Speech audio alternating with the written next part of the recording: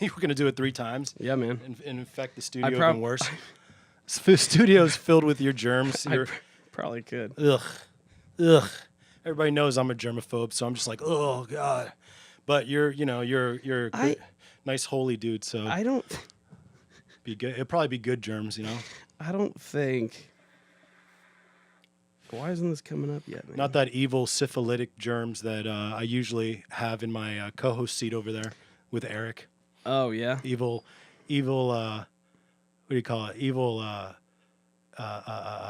what is he? Oh, atheistic, embryonic. He talks about swinging. I don't know if he's ever done it. Whoa.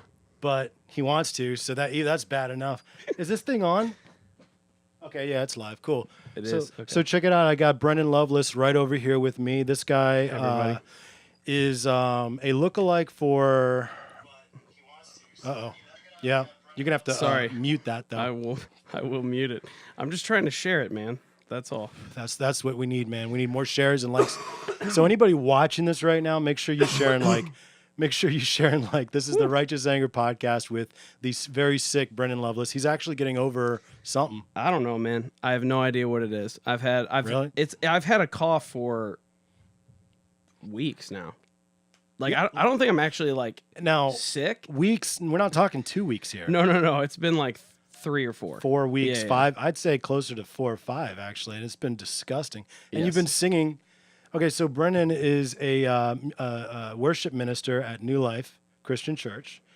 And so I get to see this guy when I go to church, hacking up a lung and then singing with a beautiful angelic voice somehow, magically. No, or one could say, miraculously, singing. And, I can barely sing with my voice healthy. How do you do that? You son of a... Oh, man. Well, it's very... I'll say this. I can't multitask, but it's very interesting. So, like, I've had this cough for a few weeks now. And so I think everybody's had those colds where you know when you, like, breathe a little shallow and then you start... And that, like, kicks in, And then it's the coughing on. spell. Yeah. Then it's on. If you would watch our live stream, because we stream all of our services every single week from our Chantilly campus, you would see me this past Sunday like several times. Just hacking it up?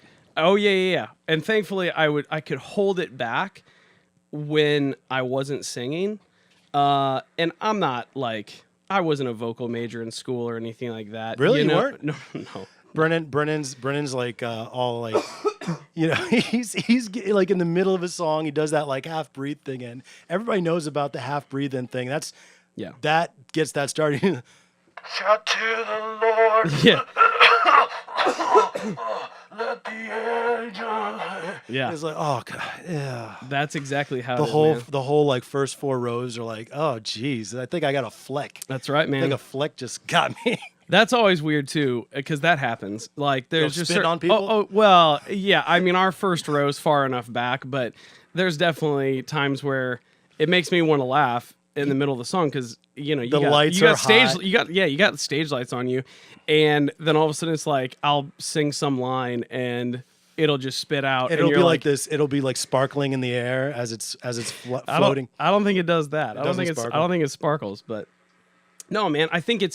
Honestly, I think it's just one of those, you just learn with experience. You do it for so long that when you're sick, you learn how to just grind through, And so, yeah. I'm going to give you a chance to do whatever you got to do as far as like linking and whatever on your phone. But oh, yeah, sure. I got to go into the official. All right. So welcome to the Righteous Anger podcast. This is the podcast where Eric and I, Leo, usually, but Eric's not here today.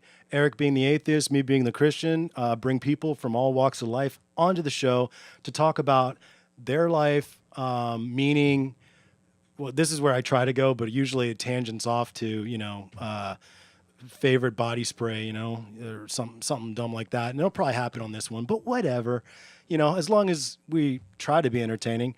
I will be looking on Facebook Live on the Righteous Anger page for everybody's comments. So if you got any comments or questions for Brennan or for myself, please post them, be on the Facebook Live, watching live, and go ahead and post that. And we will give you a shout out if you want one, and definitely ask your question or comment. Even if you're flaming or a troller, if you're a flaming troller, and I'm not talking about gay people that live under bridges, you know what I'm talking about. If you're spewing hate and got haterade for sale, heck, I'll even talk about, hey, I'm not a blocker. I don't block people because of hate. That's good, man. And it's not for some like altruistic or, noble reason. It's just because I enjoy negativity a lot. I love it. I'm a negative person myself, so yes, please do preach. Please tell me about why everything sucks. why Brennan's cough is annoying you today, I'm sure it is. So guess what? On it, which is it's a brand of human performance shiznit. That's, sorry, Aubrey and Joe Rogan, but that's kind of what I call it. They've got these things that I can verify because I actually take this stuff.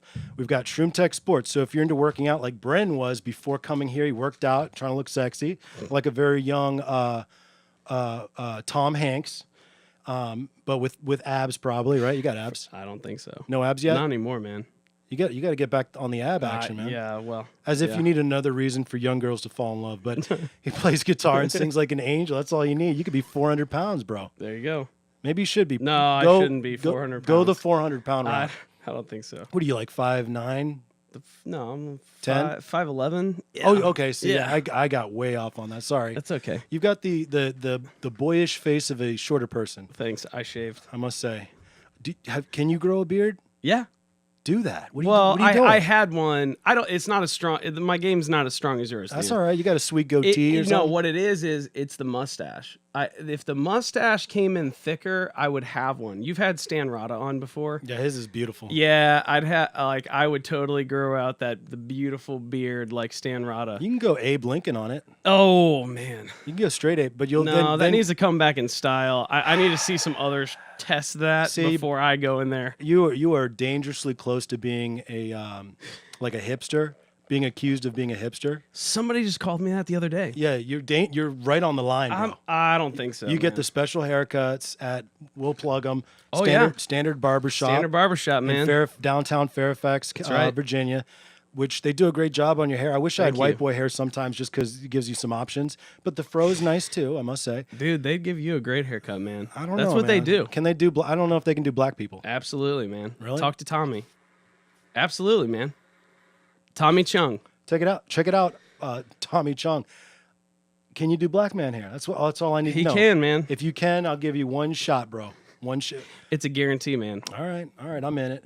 I'm in it. I'm going to tag him in this now just so he watches it, and then he takes you up on that. Tag that dude. Okay. Tag that dude. So Shroom Tech Sport, for those who work out, this gives you more oxygen inside of your musculature to give you more energy as you work out. It's 30 minutes before a workout. So Shroom Tech Sport, 30-day money-back guarantee. If you go through our website, please do that. Go to righteousangerpodcast.com at the very side or bottom. Shroom Tech Sport ad, banner, whatever. Click on that, get your 30-day free trial. If it doesn't work, send it back, whatever, right? Alpha Brain for memory and focus. This is the only way that I was able to learn how to code. Now I know how to code. I have a new, what do you call that? I got a new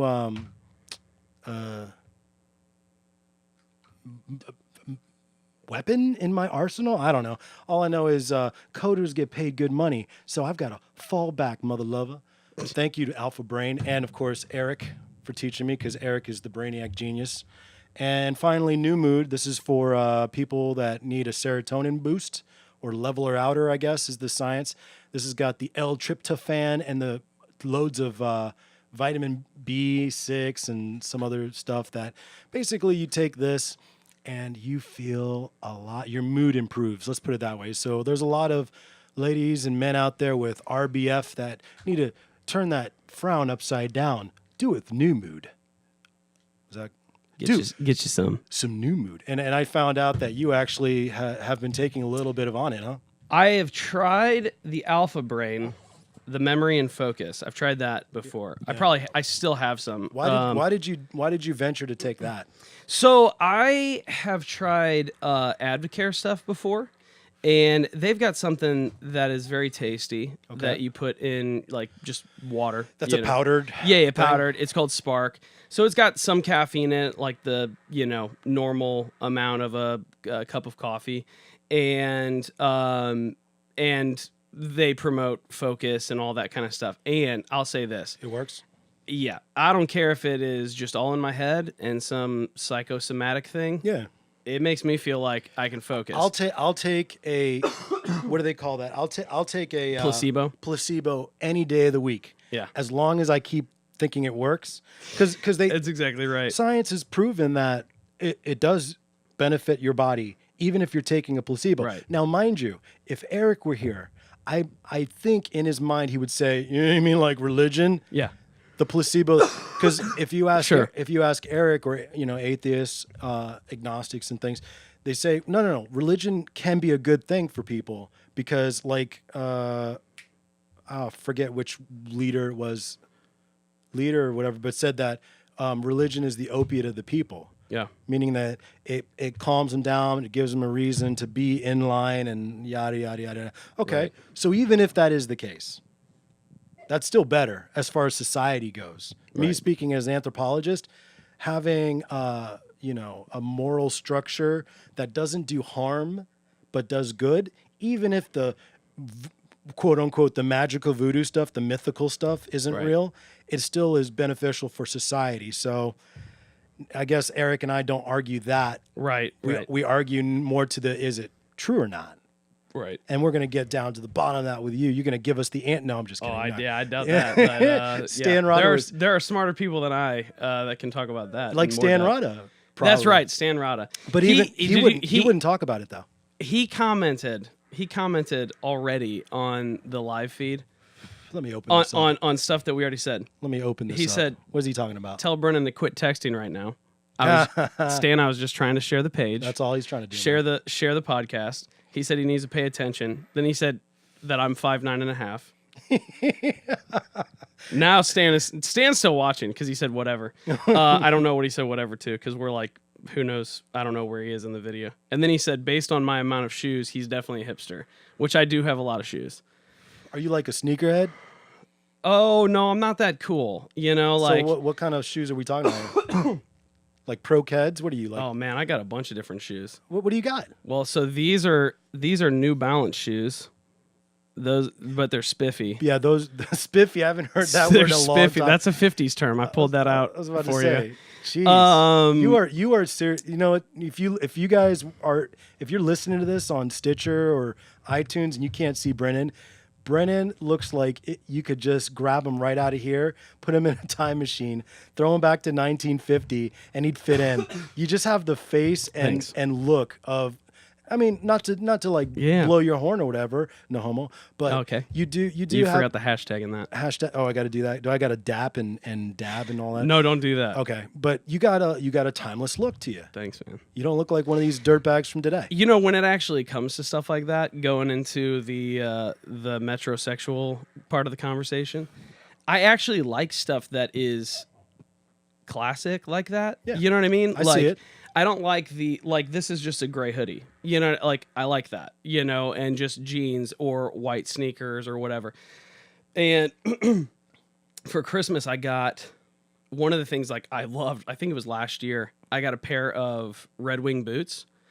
And what I love about that is they're brand new. So they look, new, super cool, just leather, brown, whatever.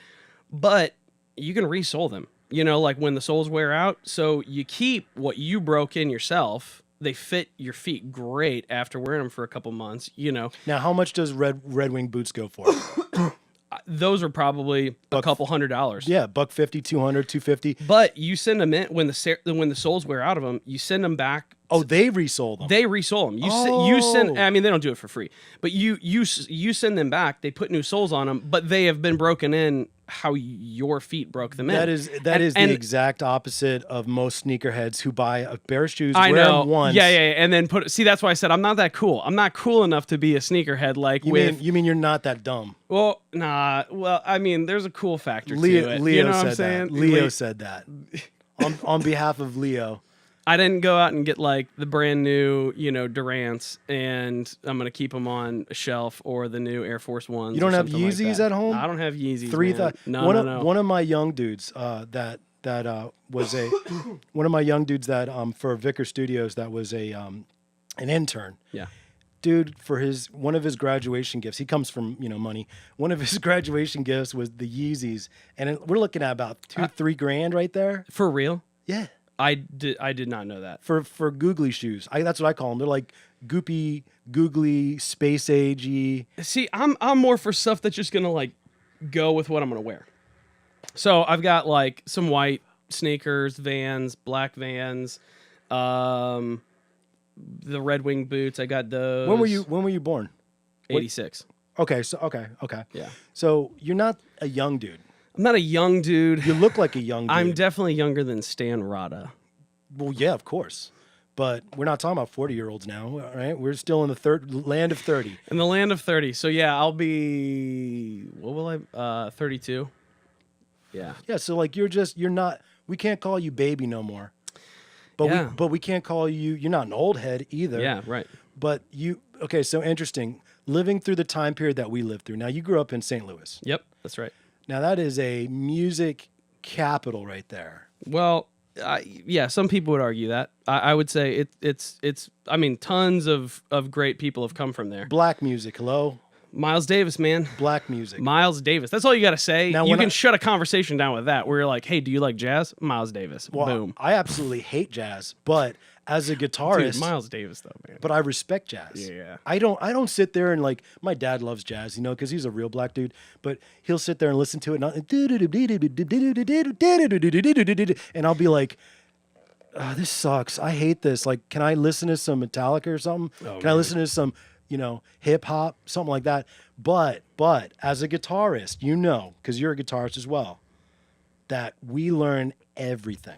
Yeah, man. If it's like technically, Yeah. we try to learn everything. So when a buddy of mine, Bryce Allison was his name, young, half Japanese, half white dude, who taught me how to play some jazz and harmonics. And when I learned harmonics on the guitar, which by the way, I never mastered that. Right. But to watch this guy go and be making like these ghosty notes, Yeah. I was blown away. So there you go. Thank you, jazz, for being the reason why we have that.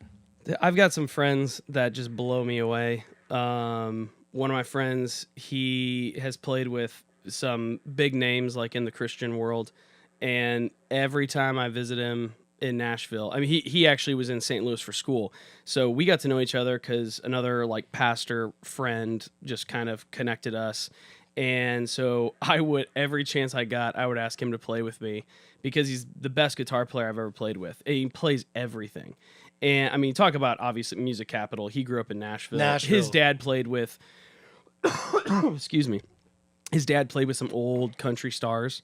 And so he grew up, and I mean, from the time he was 3 or 4 years old, he had a guitar in his hands. So he plays lap steel, pedal steel, electric guitar, acoustic, mandolin, dude, banjo, all that stuff. Wait a minute. Mandolin, great. Banjo, cool. Lap steel? Oh, dude, that's what he primarily does. If I had enough room. Well, he's done that a lot. Yeah. So I don't have enough room in my house for something like that. I already have the piano. I don't need that. Yeah. But boy, is that I watched this thing and I can't remember the name of the dude, and it really bothers me. Robert Randolph? No. Okay. I can't remember the name of the dude. He was a music producer, big music producer, and he was being interviewed when what's the rap producer, the young one that was Pharrell. Oh, yeah. Pharrell was doing like basically like a You talk about a guy that looks young, by the way. That dude's like in his mid 40s now. Yeah, he looks like he's he's 20. Yeah, he's tiny. He's a tiny. Well, no, he's bigger than me, but he's a very young looking dude. Dude. But that guy, he's done a lot for music. One of the things he's done is, if you go on YouTube, he's got a show that he did for a while where he'd bring on musicians and producers and all this. And he brought on this one guy with a kind of almost kind of a Santa Clausy look, like long beard, big, long hair, Yeah, and kind of an older dude, probably like in his 60s, I think, at the time. And I cannot remember his name to save my life, but the dude broke out the pedal steel guitar, and he played this thing. It was like I'd never heard it played that way before, and he took it and made it his own. And from that point on, I said, before I die, I need to learn how to play that. Yeah, my friend, his name's Zach. He, if he ever watches this podcast, he might be embarrassed or quietly, happy or whatever. He seriously is the best guitar player I've ever played with, and lucky for me, he's a really good friend of mine. So he has played with some Christian bands and and individuals that people in the church world would know, and that's kind of. Because there's so few people, it seems like to me, not living in that world, that there's so few people that play that and play it well and play it kind of for the 21st century, and not just like if you're listening to old school country, that. Oh, you mean like he brings it into his music? Oh yeah, man. I mean, so he'll like put a delay pedal on the end of that because it's got an input, jack on it. So he'll put some pedals in there, and then all of a sudden it's this completely different thing. Like one of the things that I still remember is, I can't remember if it was Easter or just kind of a normal Sunday at the church I used to work at in St. Louis. And he was playing with us, and I was like, hey, dude, bring your lap steel. So he had lap steel and not a pedal steel, but kind of similar, right? Yeah, right. And the beautiful thing about it to me, that I'm not a smart enough musician to really know, I mean, it would take me just forever to figure out chords and stuff like that, is open tunings, because he'll have different guitars that he'll hand me, like when I'm visiting him in Nashville, and it's like, oh, hey, by the way, that's an open G. And I'm like, okay, cool. So if I strum all the strings, it's a G. Without fretting anything, it's a G. Yeah. And then from there, what do I do there? Yeah. So now you're just playing straight up G. Maybe Right. maybe you're making it cool with like a cool strumming rhythm. Right. So like it's like maybe you put one finger on something, just see ding. That sound. Ding. That sounds good. And so anyway, but I remember this one time he was playing with me at church, and we were playing Amazing Grace, and it's not like I had this brilliant idea. It was just like, hey, dude, what if you kind of just do some stuff on the lap steel? Because he would set it up like on a keyboard stand, so that way he could play guitar and then go right to it. Yeah. And so like he permanently has. He's also a super smart guy. Like I met him because he was at school in St. Louis, going to chiropractic school. So he's a chiropractor on the side, and he permanently has like those fake acrylic fingernails. So like he just files them down because it's so much easier to play. Whoa. Yeah.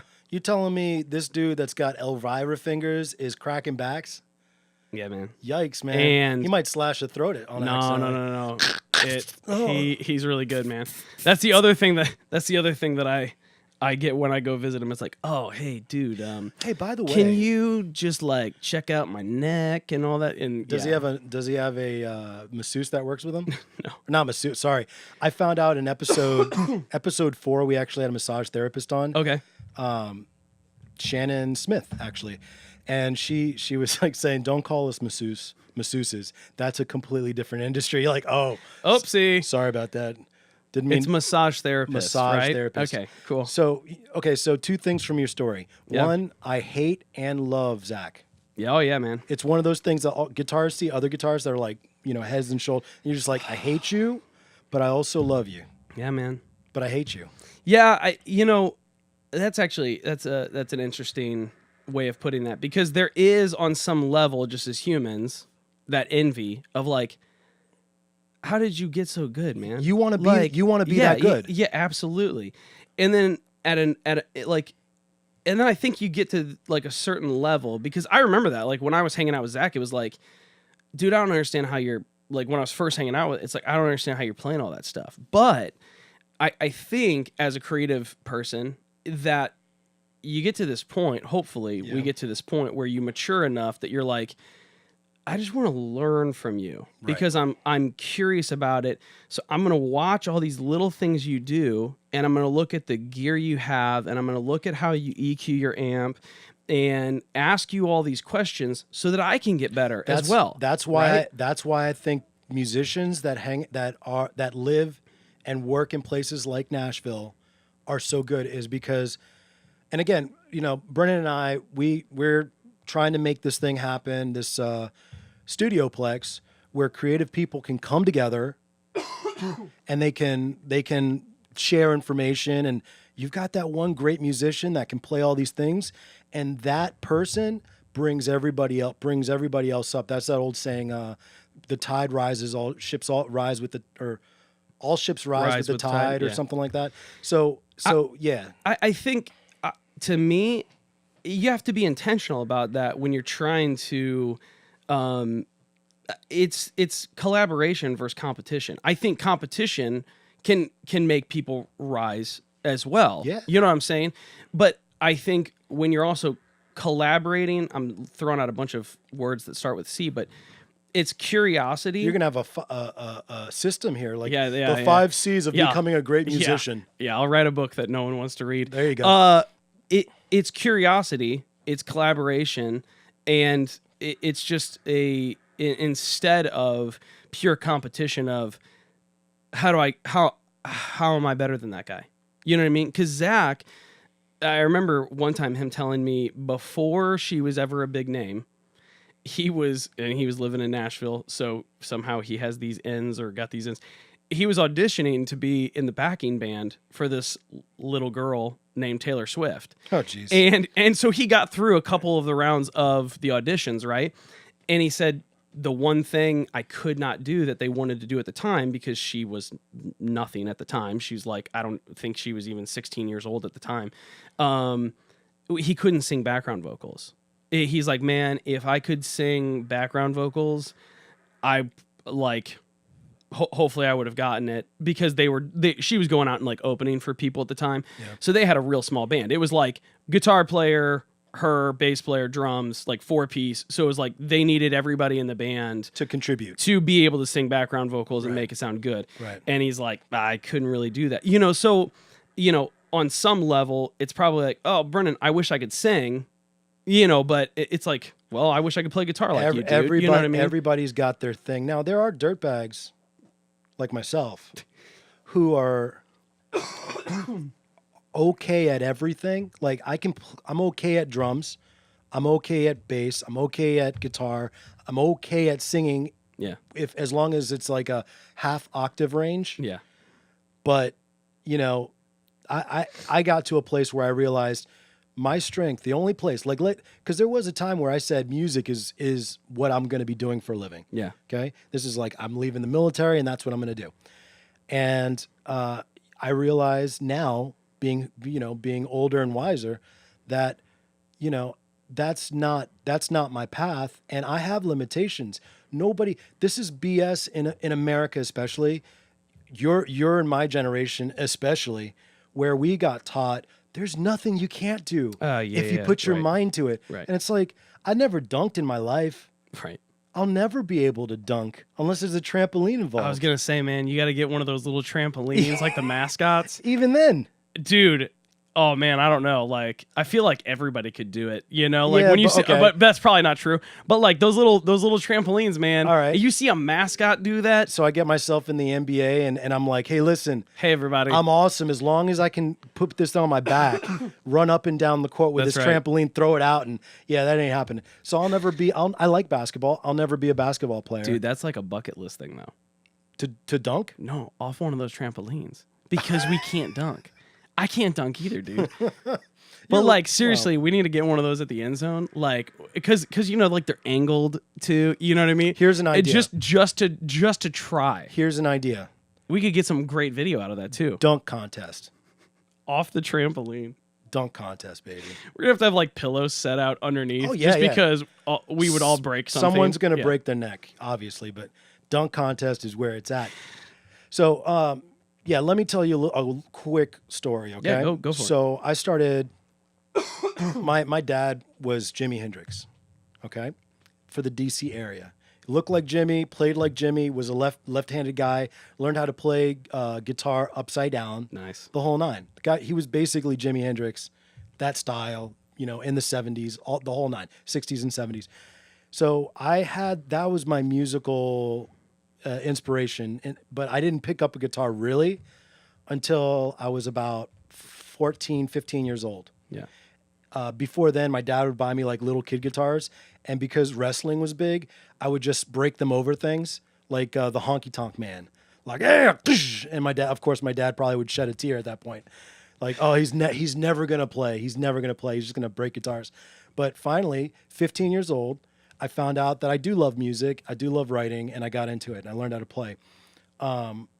Because I was going to New Life at that same time, I was doing Christian music, you know what I mean? And that's kind of where I was exploring music and learning a lot of music, was inside that community of musicians. I got into the military, years later, and by that time I've been playing for years. Played in the military, here and there. Played at different places all over wherever we were.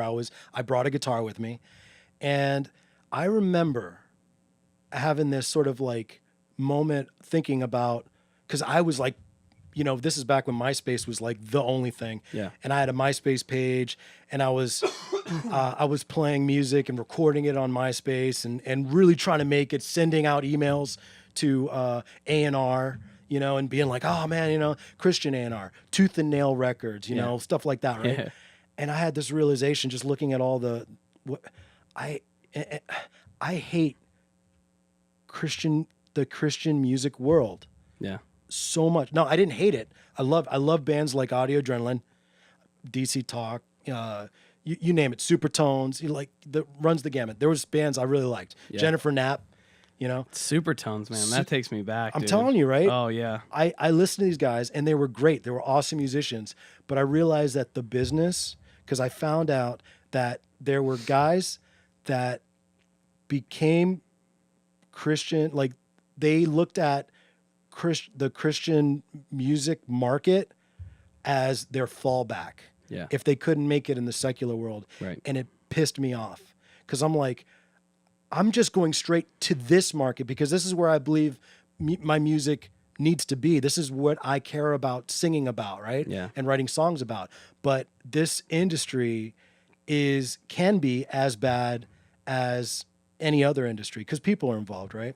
And I remember becoming that moment in the military, sending out to all these A&Rs and going and seeing these pretenders and going, this is a dirty business. And it was at that point that I go, basically, try to make it PG rated or PG-13 rated.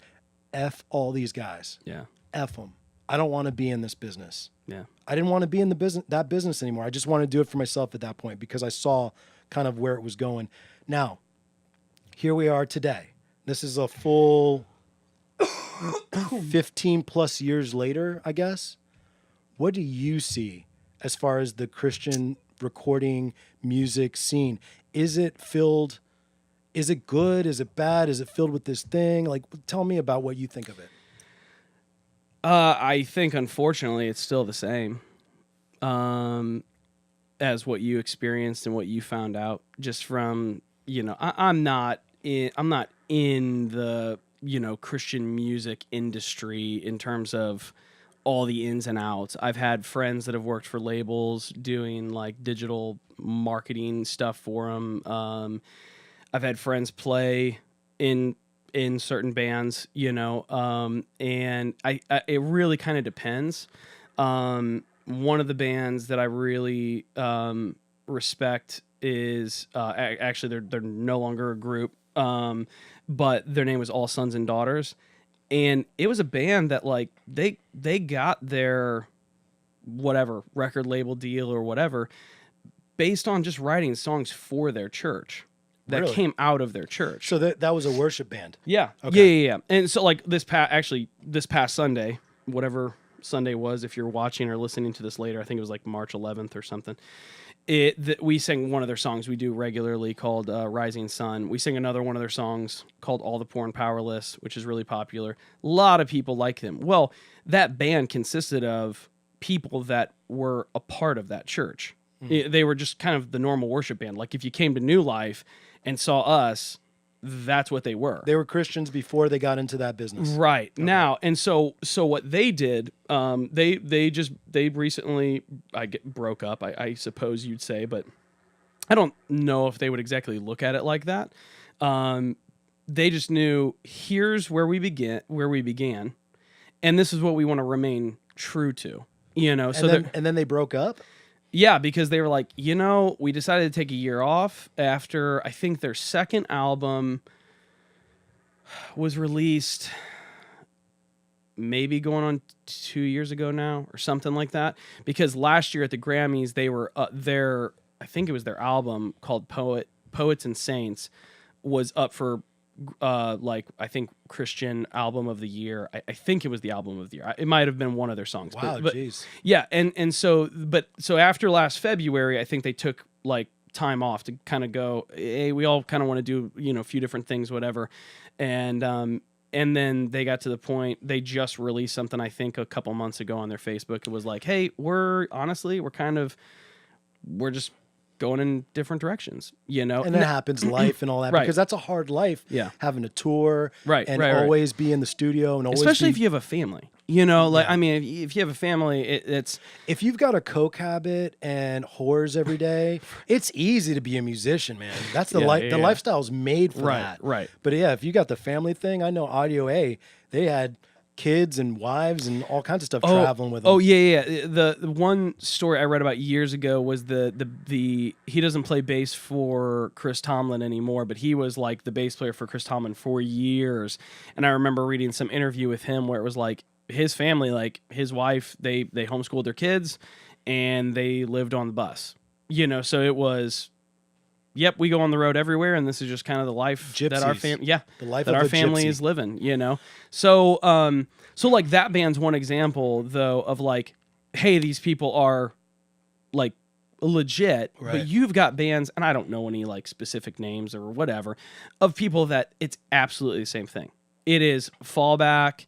Hey, let's just be a Christian band. Hey, this is right? This is an easier industry to get famous in. Let's do it here. Let's do it. So I listened.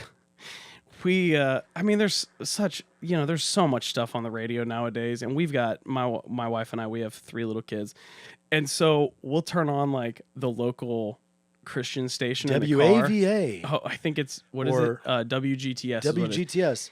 And they're playing, and it drives me crazy as an artist, a musician, a worship pastor, where you're like, oh, this is what people are hearing, and these songs are easily 10 years old. And I have a friend that works in the Christian like radio industry, and they're thinking of it the same way in terms of marketing. And so in marketing, you've got like, here's our target person. Here is, so they literally have a person. I can't remember what they call her. They call her something like, Soccer Mom Susie or something like that. That's who they're trying to reach with these songs.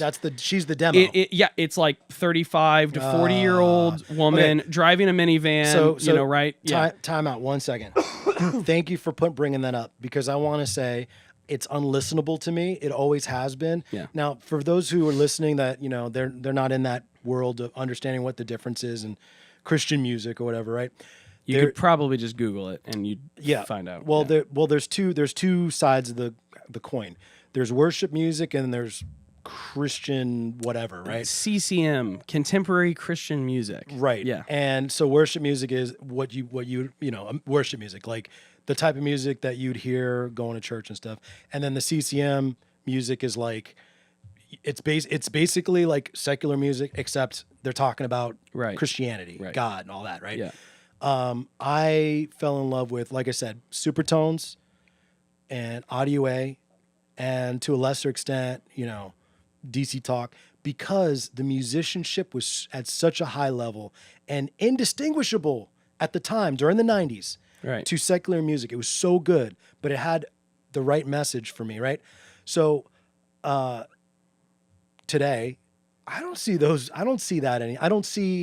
that level of quality anymore. Maybe it's just in my opinion, maybe it's just you and I because obviously there's a market for it. right? Now, mind you, I say the same. Right? Now, when I had a hip hop artist in here, okay, Sean Israel, we talked about the same thing, except for With rap. for all of rap. Oh, yeah. Where rap sucks nowadays. Yeah. It's garbage. This whole trap style is garbage. Yeah.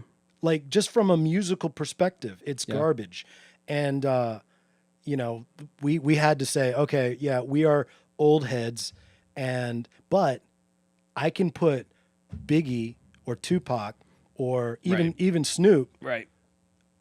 Raekwon, whatever, next to Lil Yachty right now, and unless you're suffering from some kind of like problem in your brain, you would be able to also see that this is much better than this. Some problem in your brain? Some kind I wanted to try to not be offensive.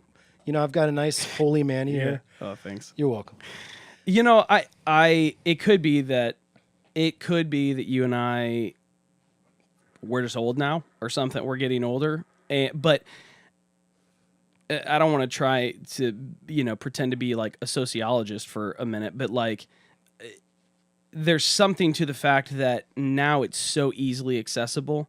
Like back in the day, 20 years ago, or probably 20 years ago, you and I would have had to been in a radio station to do what we're doing right now. That's right. We're in your basement, which is awesome, That's right. because you have this and you only live like 5 minutes away from me, Yeah. You didn't have to go into DC for this. And it's the same. Yeah, it's the same thing for music, though, right? Now everybody can record music at home. You can become internet famous on YouTube, and that's what a lot of like. I think I don't want to speak for like secular, record labels and stuff like that, but I had some friends that were like, one guy in particular, I wouldn't necessarily call him a friend, he's an acquaintance, he got a record deal for 2 albums as a worship artist. And I remember him telling me it's basically because I have a really big blog and blogging was popular, right? Mm-hmm. Now it's more podcast stuff. Yep. There goes my phone. And he's like, so basically they're like, oh, you already have the audience built in. Yeah, easy. A lot of these worship bands now that are like coming out of churches that are like getting really big. Yeah. And they're writing good music, and now it's worship music, I think primarily, not so much this contemporary, like, let's just try to write a hit Christian song for the radio, that has an uplifting, wholesome message to it. But these worship bands are writing songs for their churches, and people are signing them because they already have an audience, because it's a huge church of like 6,000 to 10,000 people. I was about to say, right? check it out. There's a church here in the DC area, I think the largest maybe, called McLean Bible. Yeah. And if I were a worship leader at McLean Bible, I guarantee you I'd be able to get a deal, just because of what you just said. Now, when MySpace came out, yeah, this is my exact thought. Right when I was making my MySpace page, and I was looking at all the guys, because I was late to the game like most people, and I saw all these bands and stuff that had MySpaces. I go, this is easily the greatest thing and the worst thing for music. Well, if I'm not again, I don't want to be trying to do like revisionist history here, but if I'm not mistaken, I remember back in the day, because I was in a band too, and here's what I think. So social media, to finish my first thought, social media, which you could probably throw YouTube into that. You've got a ton of famous people that came out of that. I've had people that are very nice people. I would tend to disagree with them being self-critical, but people that are like, you should audition for American Idol or The Voice. Yeah. And I remember one time I was like, The Voice was new, and I was like, so like I don't even know how people get on that. And they're like, oh, like you can just submit a video on YouTube. I'm pointing at your computer, but like you can just submit a video on YouTube of you singing. And I'm like, oh my gosh, this is so crazy, because I think it shifted sometime when you and I were kind of like coming of age, like 18, 19, 20, 21, because I was in a band, and I still like love those guys. I miss those guys. And we did some like camps. we kind of did some mini tours. We would like go around Missouri and a couple places in the Midwest or whatever. Did an EP, which was super cool because this guy had a studio that was, I think he renovated like an old church building in this like small town like outside of St. Louis. We basically like spent the night in this studio for like a few days. He was there, like he slept in like a different room or whatever, and we hired him for the day and did this EP for us, and it was awesome. But we were writing our own music that was like, well, we're Christians, but we're in a band, right? Okay. And so it was like, we're not writing like worship stuff. We're not trying to write CCM stuff or whatever. You're just making music. We're just making music, but Right. we are Christians. So like That's our lyrics have all of those undertones. Right. You know what I mean? Of Right. searching for something. But so you look at a band like Switchfoot, they've got some songs that are like, probably, in my opinion, a little more overtly about God, where it's like totally obvious. Oh, I forgot to mention them, by the way. Awesome band. I saw them live. Keep going. Yeah. So I got a story about that too.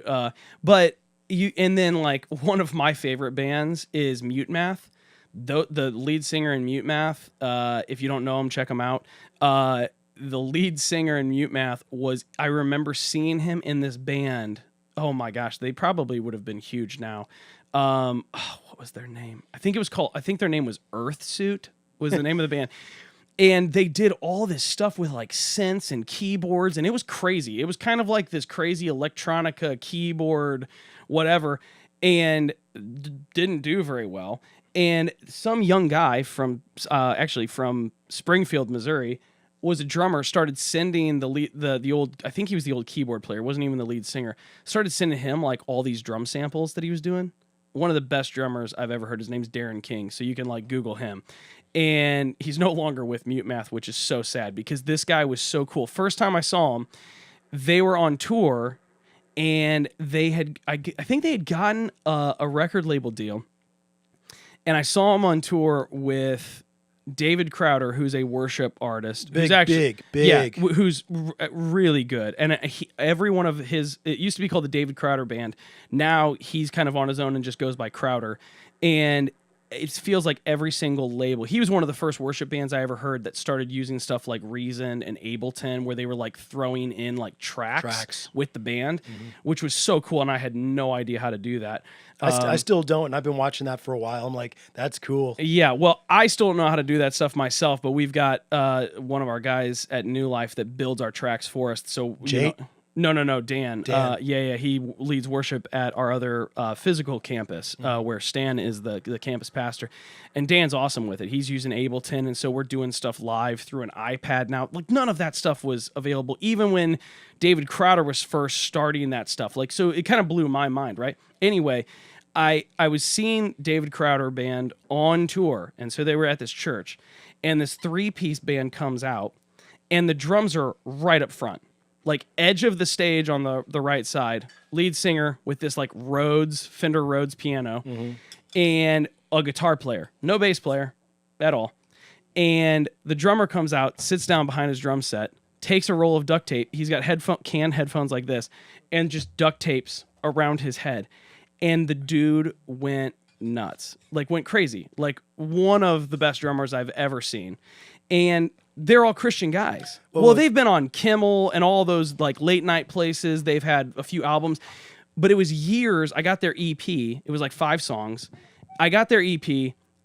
It comes out. I don't hear anything from them until like I'm in college all of a sudden.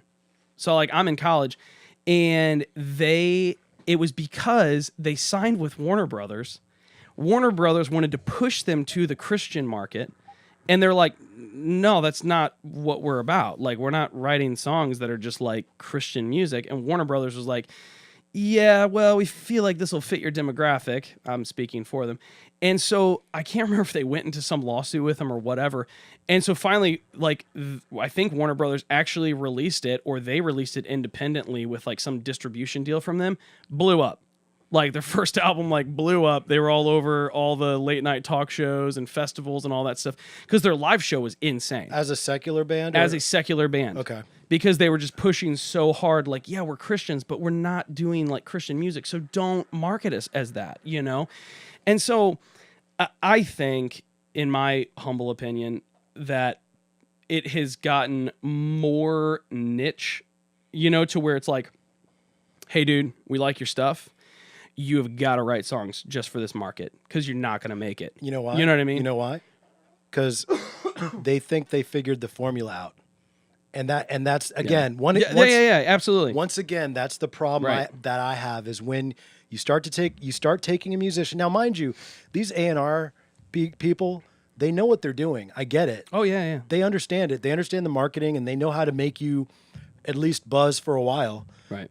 But the problem is you're dealing with musicians, and this is the time honored tradition, I guess, of a musician is to be creative and not be put into boxes.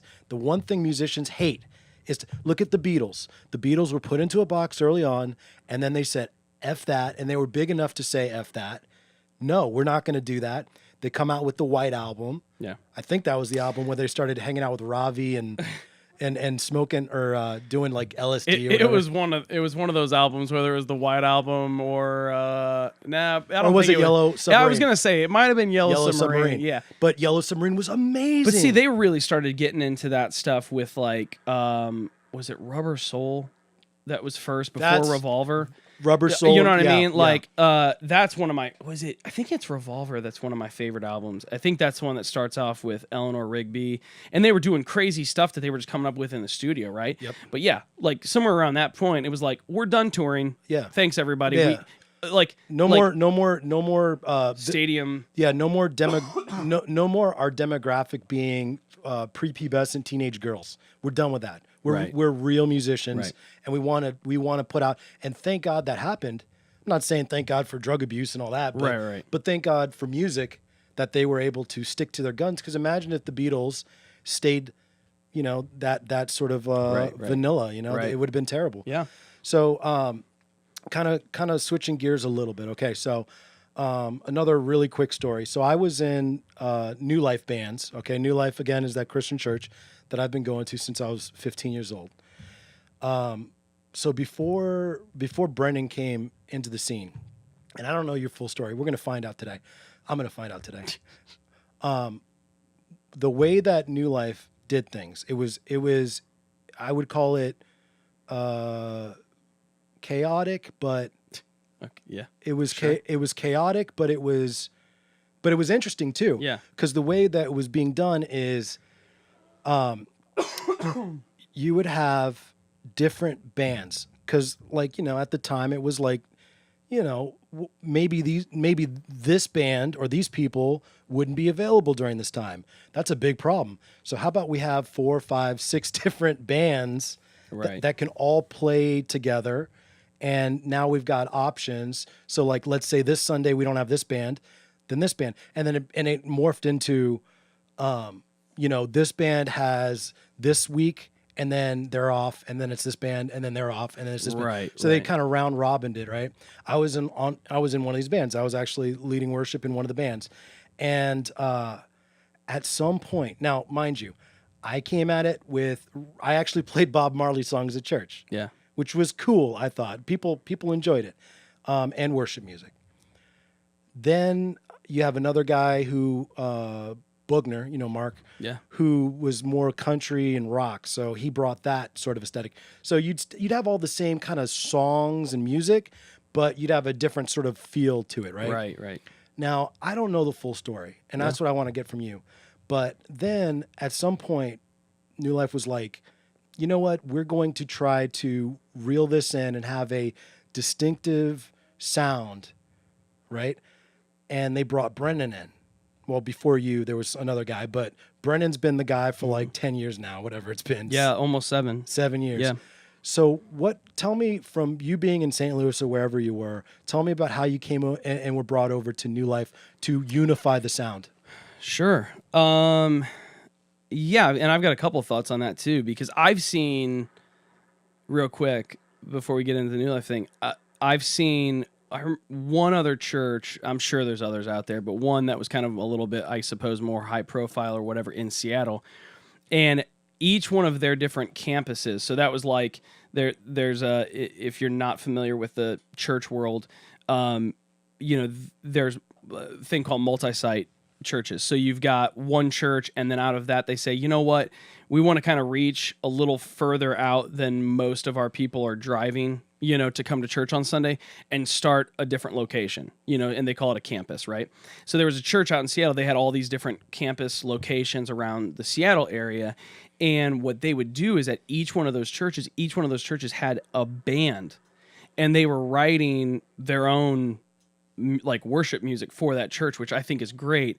I think on that level, all of a sudden it becomes like, oh man, we need to actually have a different level of consistency, but also a different level of like organization to it, Mm-hmm. And for a lot of churches, if you want a consistency in your sound, that can be hard if you don't have a ton of musicians who can play, different styles, right? Right. And so, especially if you have, like, let's say somebody like you, but then consistently, we don't have enough volunteers who can kind of like help us fit that mold and that sound. All of a sudden, that sound suffers a little bit. You know what I mean? Of like, oh, this is what we're doing. You know what I mean? Let's not be so nice. Okay, that's why I'm here. I'm here to be the a-hole because you're not allowed to be the a-hole. I'll be diplomatic, but and you can do that. Here's the a-hole. Here's the a-hole side. You go to church one week and it's amazing. The worship and all that, and the music is fantastic. And then you go the next week and it's like, ooh, this person has never sung a note that actually sustained in one place in their life. Has never sung a good note in their life, but they volunteered. Right. And that's who we have. So they're going to go up there. Yeah. And so I was in St. Louis. My story is a little different, I suppose, than like some of my friends. I went to college and stuff, but right out of high school, I got a job at a church. So I was playing, I think I probably started taking music seriously probably around the same age. Did you go to like a seminary? No, I went to the school I went to is actually really interesting.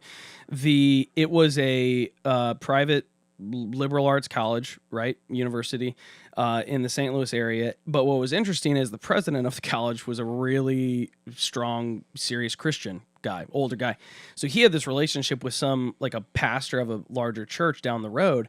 So they actually created a program that was like a ministry specific program. But it was not a Christian college at all. And this was a public school? Yeah, I mean, anybody could go there. I mean, it wasn't a public state school. It was a liberal arts university. I was about to say, it was private. Good luck to you doing that in a public school. That ain't happening. Right. So that's where I went to school. So it was actually a cool experience because 95. Well, I don't know what the percentage was, but it wasn't a Christian campus, right? And so that's where I went to school, which was in St. Louis, which was kind of cool at the same time. Like I was in driving distance of going home and doing laundry, but I stayed on the dorms and kind of like George Mason for me. Right. Drive right down the street and there I am. Right.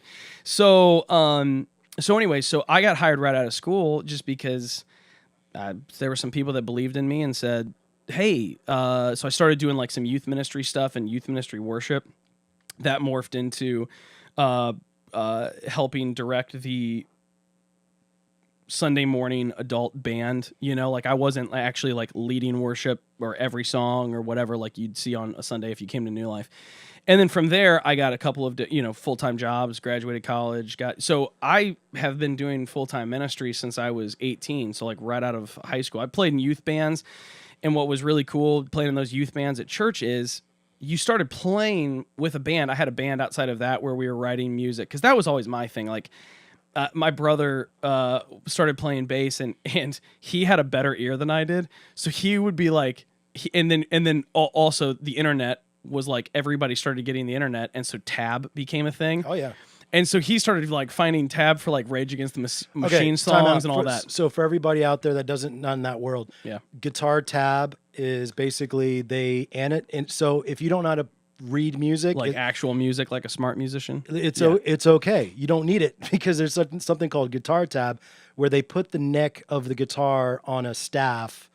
and then they put numbers on it. It's each string of the guitar. Each string. So it six shows strings. you where to put your fingers to play a chord. So like, Yeah. so like if I need to play an A chord, it's like, okay, 2, 2, 3, bam. You know exactly where to put your fingers. You never needed to know any music theory or anything. Right. So people that want to learn how to play songs, their favorite songs, Right. can do that Yeah. now. So my brother was doing that, and I remember he would always be like, "Hey man, let's play this song," and I'm like, it's like I'm really not that good, like to play along with the CD, because this was also pre MP3s. Oh and yeah, that. all that. Yeah. I'm sure MP3s existed, but it's not like we had any. No, we had disc players. Yeah. And we're coming off of tape players. Oh yeah, man. And so anyway, so I always just wanted to like write my own songs. So that's what I did. So I had a band like that, but then I started playing, and so I had a youth pastor who was like, "Hey, Brennan, you should play in the band." And I'm like, "Well, I mean, I'm like I was so super nervous about that. Like I didn't think I was good enough to go do in that. front of people." Kind of, yeah. Like I could make up my own stuff and play my own songs in front of people. And you were confident. And I was confident in that. And I was still kind of starting out with that. It's not like I had played many gigs and stuff. I was like a freshman in high school or something, But I was more comfortable with making my own stuff up than I was like following a chord chart in a song somebody else wrote, right? And so, anyways, that gave me the experience playing in those bands all through high school with other like talented, better musicians than me, where it's like it brought me up, like made me a better musician, right? And taught me how to start leading worship and all that stuff. So through doing that and playing at like some summer camps and stuff like that, there were some other pastors from, different churches and stuff. That's how I got hired out of high school was, oh, we've seen Brennen sing and play before, what? Hey, Brennen, They trusted you. Yeah. Definitely on some level they trusted me because they hired me, and started paying me something as a college student, right? You got paid? You were on staff? Jeez Louise. Yeah, and it was one of those like, almost I think in the business world, it was like a glorified internship kind of thing. I got paid, and you got paid for part-time hours, but it was like, You worked at Starbucks too, though. Well, no, I mean, I just did that, but it was like you sometimes had to work full-time hours, right? Where it was like, oh, hey, we want you to do this and this, right? And that was great because I love doing that. I was working a retail job at the mall at that point, and so I got hired. God, you must have been a dreamboat at the mall. Were you selling ladies' shoes? What were you doing? No. American Eagle, man. Oh, Yeah. You are, man. American Eagle. That's where I was. You are that dude. Yeah, so that was fun, man. So anyway, so then I started working at church. Shut up, Brennan. Shut up. That's not interesting. I want to know how many how many times did you write your number in Sharpie on girls' hands coming in for jeans? I didn't. Yeah, man. right. I did not. You're a good no, boy. man. I started dating my wife. Started dating her our senior year of high school. Oh, you're a good boy. Yeah. You're a good boy. Okay. Yeah. So anyway, right. so started working at a church, whatever. Got hired at New Life because a guy I knew at the church that my family went to, he got into ministry. His name's Creed Branson, and he got hired at New Life as the executive pastor. You knew Creed before, huh? Yeah, before he was ever in ministry even. Yeah. Okay. And so he started working at New Life, called me. I think it was actually through Twitter because Twitter was around back then. And so we started talking and come to New Life, and they just wanted to do some things. It was like, hey, we want to try to we want our worship to go to the next level. How do we do that? I was really nervous because I had always worked in churches that were like 500 to 600 people. And in my mind, I'm like, this is a multi-site church, like there was 3 physical locations at the time, and so came in, was nervous about that. But then coming to New Life, it was more about, okay, how do we have like a consistent worship experience every single Sunday? And this was right before we opened our building, the End Zone, which is like I like to call it a 24/7 sports complex. It's not literally open 24/7, but might as well be. Yeah, it's a sports complex, and then on Sundays from 6 a.m. to 12:30ish. That's the only time it's a church. So we were meeting in schools before that. We took that philosophy and we still set up every single week. And so like where Stan Rada's at, who's a guest of the podcast, at the Linton Hall campus, they set up in schools, which is what we did at the Chantilly campus for years. And so it was kind of like just a different philosophy in my mind than what New Life had before. Because I heard about the different bands, and I think when I came on, my understanding it was kind of like down to like two actual bands, that was kind of every other week. And for me, it was, I want everybody to kind of be on the same level and play with each other. And that's going to take some time to maybe build some chemistry between people. But it wasn't like we were doing stuff, on some level where it was like, oh, we're this band that like gigs out during the week, so we're so close as a band. And then on Sunday, you can't take us away from one another. It was like, we have other volunteers coming in that we want to get involved. Let's kind of make this one band. It's the New Life band. And then we switch people around. Right. So it's kind of the same thing where you still have volunteers volunteering, but you put them, you make sure that they are playing and practicing together so much that they might as well be one band. Yeah, I mean, the way I look at it is, we are one band. Now, we've got a lot of technological tools at our disposal now. So we use a tool called Planning Center Online. So if you're scheduled to play next Sunday, you have access, or I mean, even for like the next several weeks that we have the songs planned, anybody can go on, check those MP3s out, download the chord charts, start learning the songs, all that. So it doesn't matter quite as much. It still matters because we're all musicians. So we have to like tidy things up, but most of our practice and everything is done at home. And then when we rehearse together, that's what I kind of distinguish it as practice versus rehearsal. Right. You practice at home and prepare at home because we have that sports complex, we were able to rehearse at the Chantilly campus in our physical space. Right. So we're on stage. We're testing all the lights and stuff like that when basketball stuff is done. So we've got lights and sound, the soundboard and all the tech stuff, right? And then the band gets on stage and we run through everything. Right. So, but it's late at night on Wednesdays. People are freaking yawning and tired. Right. You've got people that work for the government for their full-time job that get up at 4:30 in the morning, right, to get into work by 5:30 or 6. It's still not probably as good as having the whole band be on staff. Right. But you're making do with what you got. Absolutely. But it's crazy how good some these people are. And then the thing about it, I suppose, philosophically, is everybody's prepared with their parts, right? And we'll talk throughout the week if they're like, hey, man, on this one song, I heard this part. Do you want me to play that? Yeah, dude, that'd be great. I want you to play that lead guitar line, whatever, And then we still have to doctor some of that stuff up. Like, we can't get the exact sound of this song that we're going to be playing on Sunday that somebody else wrote.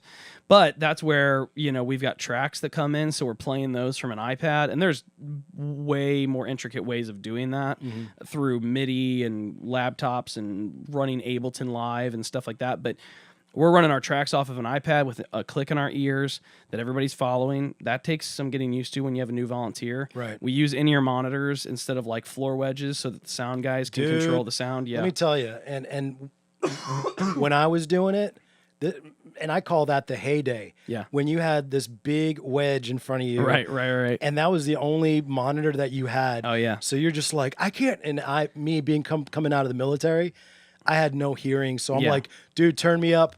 And then I got to actually be part of your band, playing pickup basically. Right. And then having this in-ear thing and be like, oh my gosh, why wasn't this around? You know what's crazy, man, is it takes some getting used to, and then you get used to it. Like now we have the click in our ears and we actually have like cues.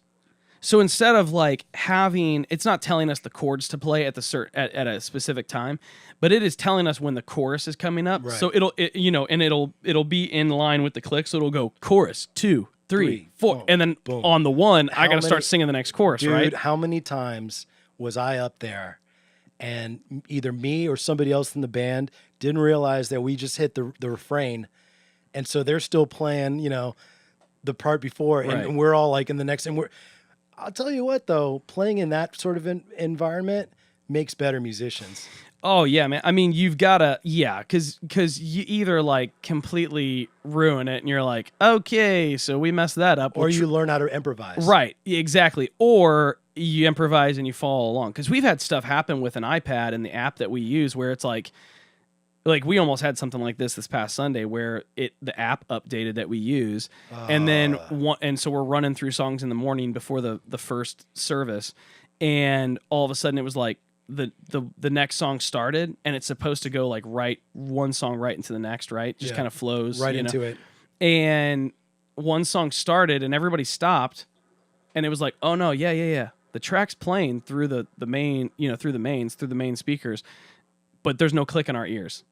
Like, and we can't have that because we'll have no idea where we're at in the song with that track playing, right? So there's been times where we've gotten off the click and stuff, and so like whoever's running it, whether it's like a lead guitar player or keyboard player, they'll like reach over in the middle of the set and go, stop, and like we're still going, I'm still singing all that stuff, but it's like, well, everybody, we're not playing on the click anymore because I just screwed that up because I started singing whatever part of the song too soon or too late or whatever. We just went into improv world, my friends. Yeah. So let me go to the live chat real quick. I want to say what's up to... Is Stan still? Stan, I don't know if Stan's still watching, but say what's up to Stan. Very disrespectful. He didn't like your spiffy comment either. Jasmine, what's up? Travis, what's up? Elise, so good to have you back on the podcast. And she says Revolver is her favorite, or she was telling us Revolver was she's an aficionado. Beatles aficionado. Okay. So she was telling us Revolvers when it happened. Nice. Emily Lawler's watching. Eric Santiago, my normal co-host for the show, he wasn't able to be here, but he is watching. He said, "Isn't Grace Covenant like that?" He's talking about the rotating musicians and all that. Probably. Yeah, that seems to be like the commonplace thing. Brennan, you're watching apparently. Danny Polliard, who I'm going to give Danny 2 plugs. First of all, I used to play with Danny in the church band. He was actually a drummer at the church band. Still does that. Still plays gigs. And I'd like to plug. Danny's got a fantastic podcast called The Working Stiffs. Check them out. They're on Facebook, iTunes, Stitcher, and I think Google Music, I think. So please check them out. Danny, what's up? It's good to have you, man. Keep those episodes coming. I love The Working Stiffs. All right. So I got to ask you a question. Brent, yeah, man. Once you're ready. No, I was checking. I was trying to follow up with the live stream. Yeah. Okay. It was not working. So for me. So back in the day, New Life bands used to feature. Now this is way back in the day. This is like maybe 3 worship leaders before you. Mm-hmm. They used to. I remember my first experience at New Life is they would play worship music. Yeah. And then they'd end with this what's called a special. And I remember my first special that I can remember at New Life was Nirvana's "Come As You Are." Nice. And I was sold at that point. I said before that I'd been going to like really old school churches, like hymnals. Right. That deal. And so I'm like, going to church, but that's not the music I was into, right? When I saw them do that, I was like, oh my gosh. And the whole idea of that was to give you something familiar to you. Right. Because the church, the New Life Church is a church for people seeking. It's not like you don't go in there feeling like, I go in there dressed like this. So it just goes to show you, it's not like put your suit on, be dressed up in to the nines. As a matter of fact, when you see people wearing suits, like, I mean, not try to point anybody out. Yeah, but they're the weird ones. Well, when you see somebody wearing a suit, it's like, oh man, like that person probably thought this is what I need to do coming to church because they were trained to do that. Yeah, and it's like, no, man, like if you haven't been to church in 20 years, like that's cool. Like come, and you don't have to wear a suit, right? So this is the story, okay? This is the story that when they explain that, right? The first time I heard it explained, I think by Brett Andrews, who's the lead minister, the guy who basically started the church. He tells a story. I don't know if it's his story or one of the other pastors there, but the story was that there was a lady who she wasn't a lady of means, right? And she'd only be coming to church maybe like once, maybe twice a month. And she loved it. Every time she went to church, you could tell she loved going to church. Yeah. Loved it. And finally, the minister of that church goes up to her and is like, "Oh man, Gloria, whatever her name was, Gloria, it's so good having you, but man, I wish you'd come every week. You know, it'd be awesome if you came every week." And she was always dressed beautifully, always wonderfully dressed, right? And she actually started to break down and start crying. And the guy's like, "Oh, sorry, what did I say? Like, what's the problem?" Right. And she had to explain to them, embarrassingly to her, she had to explain to him, "Well, I don't come to church every week because I only have 2 dresses that I can wear. I can't afford any more. And I don't want to be embarrassed and come to church wearing, I got to wear my dress," because that's how she was raised. Right. And it was at that point that that pastor, that minister, was like, "No dress codes, none of that crap. I want you coming as you are. Wear what you want." Yep. Yeah, I mean, so to the point about doing specials or secular songs. Yeah, back to that. Yeah, so what we'll do is we will try to do songs that are familiar to people, obviously, but also like have something to do with what we're talking about that day. So it's not just necessarily like if it's in the middle of the service, the way that I try to, and the creative team as we try to pick those songs out, it's whether or not it fits, like raises a question about what we're going to talk about, like what Brett's going to preach about, or it's going to be something that like really kind of goes with that same theme, but it's a secular song. So Black Keys, I've never done this, but I heard we did AC/DC, like Highway to Hell. Yeah. One time, what didn't we? We've done Rolling Stones. We did that. We did one of those songs last summer. We did Rolling Stones. You Can't Always Get What You Want. We did that. We've done like we were talking about marriages and how you can have a good marriage and healthy marriage, biblical marriage, whatever, And so we've done Jason Mraz. I remember what was that song he had a few years ago that was big? I'm Yours. Yeah. So we did that. You like how I just threw that right there out you go, man. You got it. We did Ed Sheeran. We've done... who is an amazing musician, but boy, I can't stand that guy. I love him. And once again, this seems to be the theme of this. I love him and I hate him at the same time. Yeah. Like I feel it's a guilty pleasure almost. To Have like, you seen like there's dude. some viral video out there about what's the song that he had that like broke all of Spotify? I know what you're talking. I can't remember. Shape of You is the name of it. There you go. And there is a viral video out there that pops up on my feed every now and then, and it's like brilliant. It's like one of the dudes that wrote the song, Ed Sheeran, and then I think the producer of the album who played like the little like keyboard part that's on there, which is not, it doesn't even sound like a keyboard, and it blows my mind where I'm like, there's no drums in the song. Like the percussive stuff is like Ed Sheeran on his like muted guitar strings. Don't you love that? Flicking his fingernails and then like tapping on his acoustic guitar. Don't you love that though? Yeah, it blows my mind. Like, and they explain the song and how it came to be. Like, he was like writing it for someone else. Like, he's like, I don't think this is gonna be one of my songs. So like, I envision somebody else or it being a duet or something. And they're like, no, dude, seriously, like you got to record this. This right? is awesome. Yeah, man. this is awesome. But that blows my mind. Anyways, yeah. So he's one of those guys where you're like, oh, dude, that's really good. And also, man, I wish I could be you and have your skills. What kind of music? Is there a style of music that you'd like to try to do as a special that you, at this point, you guys just can't do? Oh, sure, man. I mean, Dead Mouse. That'd be so stupid though. That'd be crazy. Everybody just getting up there. All right, everybody, take these pills before communion. and these glow sticks. Glow sticks. Yeah. I think that would be great.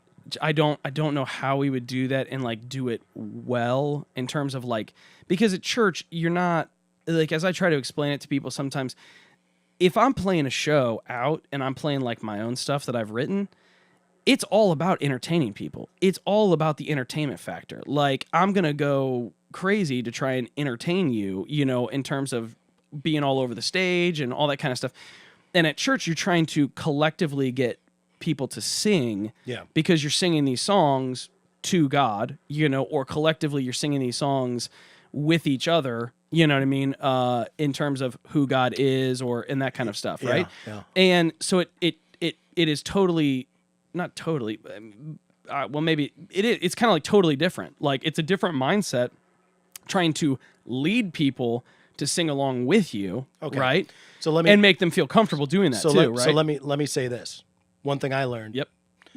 was that you're not playing to show how good you are. Yeah, absolutely.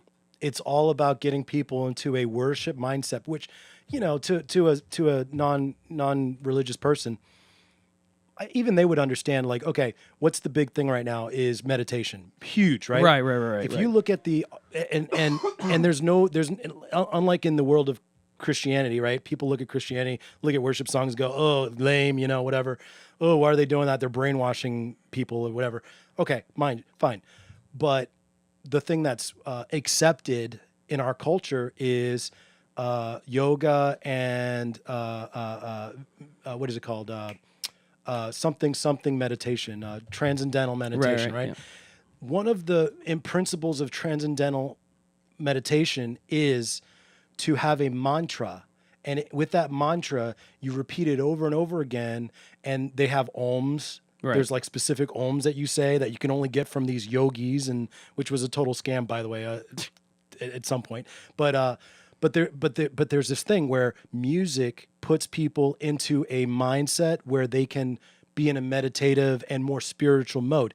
It's no different. That's your job as a worship leader, to put people. So when you listen to Christian music, now there's a lame worship music that I hate. Yeah. Okay? Hate. Because there's absolutely, not only does it not put you into that mode, but it's also bad musicianship. Right. And trite. But Right. the great worship music, if you were, trust me, people out there that don't go to church, don't know this world, there's worship music out there that is as effective as into putting you into a spiritual mode as any of that, the Indian meditative stuff. Yeah. And it's Brennan's job to get 500 to 1,000 people 3 times a week to get into that mode. Yeah, and also it is it's a sacrifice, right, for these volunteers to spend their time, you know, essentially serving other people by trying to help them get into that place and be ready to hear God's word, you know, or the sermon, right? And so even when I'm picking out songs throughout the week and we're picking out a secular song, right? Because at New Life, what we want to do is we value having fun. Like, God isn't a boring God. He doesn't, you know, hate you and want to smite you, right? You know, I mean, people obviously believe that, and I can understand why people would read into that, you know, but that's not the God, you know, of the Bible, who loves us and sent his son to die on a cross for us, you know, in my belief, right? In my opinion. And so when we're singing these songs, we're coming together, we want to have fun with that. So everything's not just some meditative hymn or whatever. I mean, there's great hymns that are amazing, right? Lyrics, and, you know, it just blows my mind. And we will do some of those just kind of updated with a different, you know, sound. Sound. And then we'll do newer stuff, right? But part of my mindset when I'm picking those songs out is looking at, well, what are we going to talk about that week, and then what songs intentionally will flow, right? So that, you know, because everybody learns differently too. Everybody doesn't, you know, they're going to sit there in church through a 35-minute sermon, but it might be a song that we sang that actually made something in that sermon click for them, that they walk away and they're like, oh man, that I just learned something new about God. But it was this video, or it was this song that really clicked for me, that made it click, right?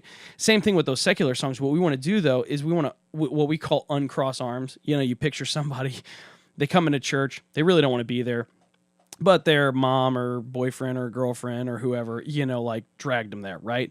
So they're sitting there with their arms crossed, and it's kind of like, I really don't want to be here. I don't get this. I don't know what church is. We hope we want to do something to where somebody's going to uncross their arms and kind of go, oh, hey, I'm a little bit more open to what you have to say. Because like you said, you know, you came and it was like, oh my gosh, I'm sold. Like they just did a secular song that blows me away. And you're not the only one I've heard that about, you know, or heard that from, right? Yeah. So sometimes we'll do them in the middle of the service. Sometimes we'll do them at the beginning of the service, like just because people are sitting there. And when I say, and let me let me make sure I make this clear. When I say I'm sold, I wasn't sold being a Christian at that point. Yeah. But I was open to see what this life was all about. Right. Do you, and we're back, everybody. Do you ever get tired of being a worship leader? No. Honestly. No, honestly. No. It's one of those things where every time we're doing that we're playing on stage, and I mean, you could boil it down to, oh, you just like being a musician and playing. There's something that's more special about it than just playing music to me. I mean, I would gladly, if somebody wants to sign me to a record deal, like, I'd gladly go on the road and do that, but for me, being a part of a local church and being able to lead worship, there's just something special about that, because it's different. It's different than just purely entertaining people, because people can just go, I don't like that. It's not me. Or they do. They love it, right? That's cool. Everybody's got different musical styles.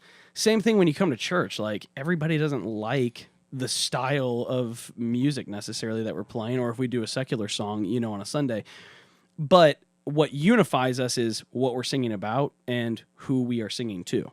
And so for me, it's a unifying thing, because when we come together and we worship and we sing these songs, if you're a Christian, really what that's about, it's, a lot of people, especially if you grew up in the church or, you are a Christian, a lot of people nowadays, because of worship music and Christian radio and all that, when you say the word worship, most people think of music. But it's really what we mean when we worship is we're ascribing worth to something. And that plays out every day when we live our lives. You know what I mean? You're not always worshiping God when you're being greedy and just going after how much money you can make, even if you're a Christian, right? It's right. But you come back to with that same thing. For instance, I'm an entrepreneur. Mm-hmm. My constant battle as a Christian entrepreneur, right? It's easy for me to go money, money, money, money.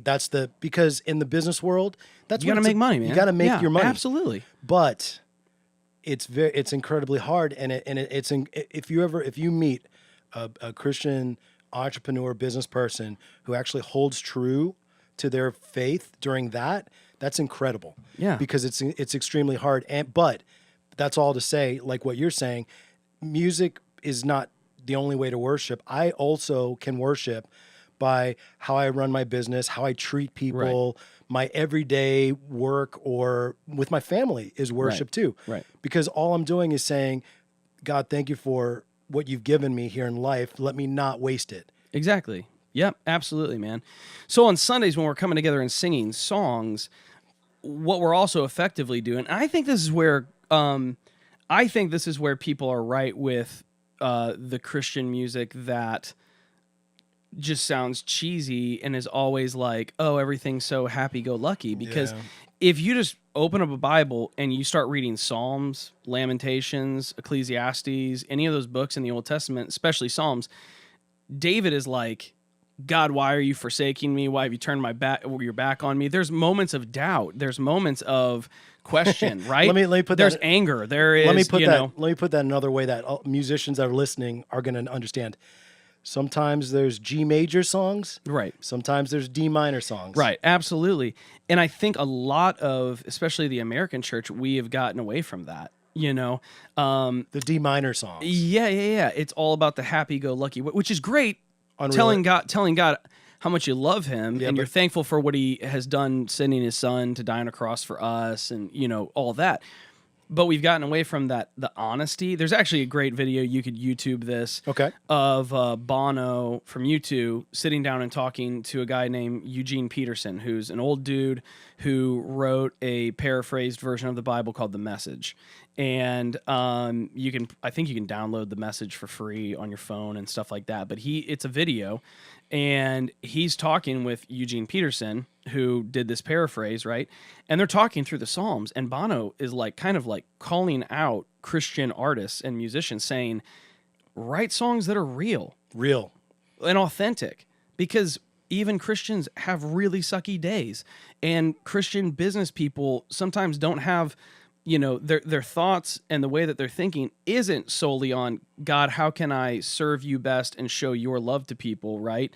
And bring you glory through the way that I conduct my business. Sometimes we have those moments, those weeks, those months, or whatever, where it's like, I just got to get another dollar. You know what I mean? And then we come back to it and we're like, yes, I need money to live, but where's my heart at? Where's my mindset at, right? With how I treat my family and all that. That is all worship. But what it boils down to is worship is the way you live your life. Right. You know what I mean? And so when we get together, when the early church would get together and sing songs, you're singing songs of grieving the previous week, the struggles you had, but then you're also celebrating the triumphs of the week. And what you're doing is you're lifting all of that up to God, saying, thank you for giving me another day to breathe.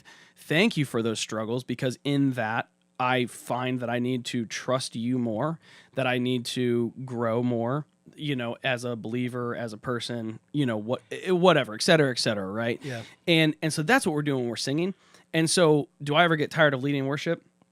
No, man. You just say you get the segue award. You segue perfectly into my next question. Oh, okay. Awesome. Which is this. The accidental segue. Do you, or have you, excuse me, did you grow up in the church? I grew up in the church, yeah. Okay, so for as long as you've been a Christian, which is probably, I guess, forever, have you ever had... That's the easiest way to say that. Have you ever had a lapse in your faith? Have you ever struggled with your faith? I suppose in certain ways, not really, where I was like, okay, that's it, I'm done. I'm done with God, I'm done. So I don't have stories like that. But the biggest time was 3 years ago. My little brother was killed by a drunk driver in a car accident. And that set off a chain reaction of a lot of people in my life dying, which, to give you a perspective on that, when I got married, which was a long time ago, I mean, it was 11 years ago now, all of my wife and I, all of our grandparents were still alive. Like, there's a picture of us on our wedding day with all 8 grandparents and our parents, all like kissing each other or something like that. It was so there weren't many people in my life who had died, and you fast forward like years after that, and my little brother's killed in a car accident. Then 5 weeks later, 6 weeks later, my wife's grandfather dies.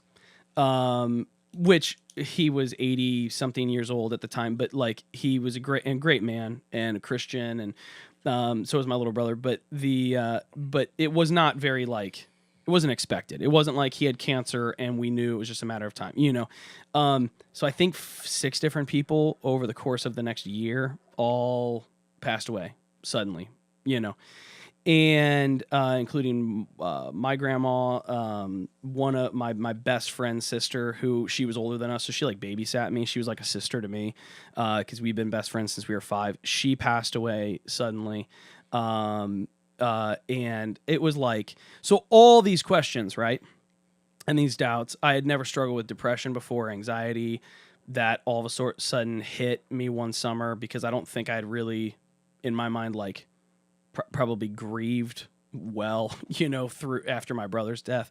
So there was lots of questions, but it kind of goes back to, like, in Psalms, where David is doubting and questioning. It's like, God, where are you in this? But I think that foundation in my faith, from the time I kind of started taking my faith, like, seriously, in high school, like, yeah, why do I believe what I believe, and that kind of stuff, and kind of searching, and that's never done. Like, I don't have the perfect answer. I'm not some master, debater, but you know what I'm saying? First of all, you said master debater. I just want to say that. Yeah, that was great. I'm glad you pointed that out. And that'll be a great show highlight. Yeah. And that's a meme now. Great. But I had my questions for sure, whereas, like, God, I don't know why you're doing this. Why would you do this? Like, especially with my little brother.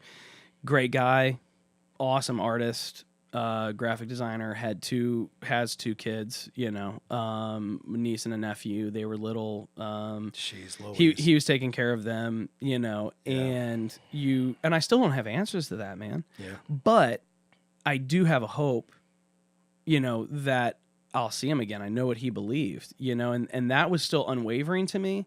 But at the same time, we're all human, and I would much rather have him here, with me, right? Let me ask you this, okay? Because your situation,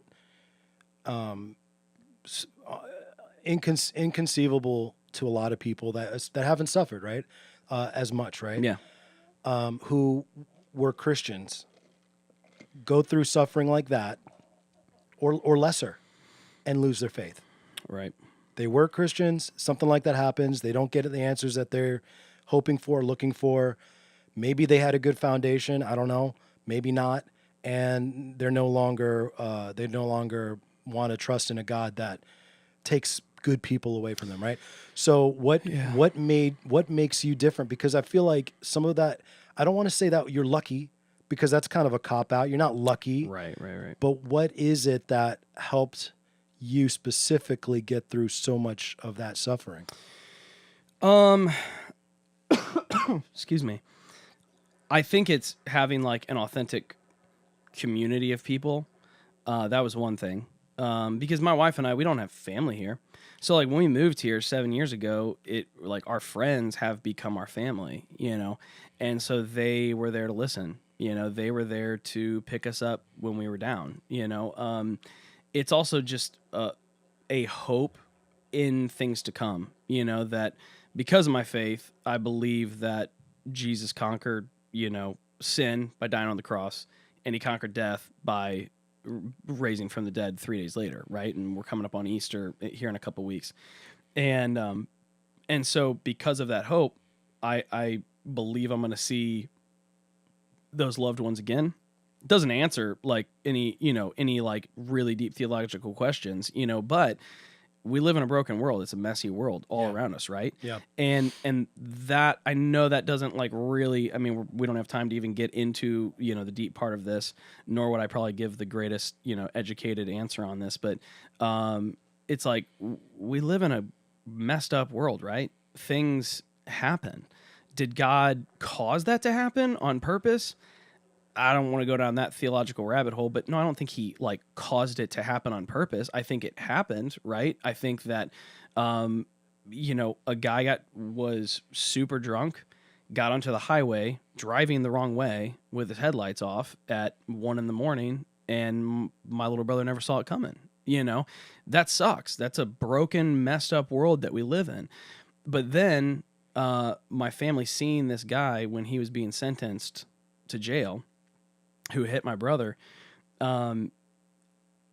seeing him come up to my family and apologize, and his family being there and coming up to my family and saying, hey, this probably doesn't mean anything, but he really is getting his life back on track.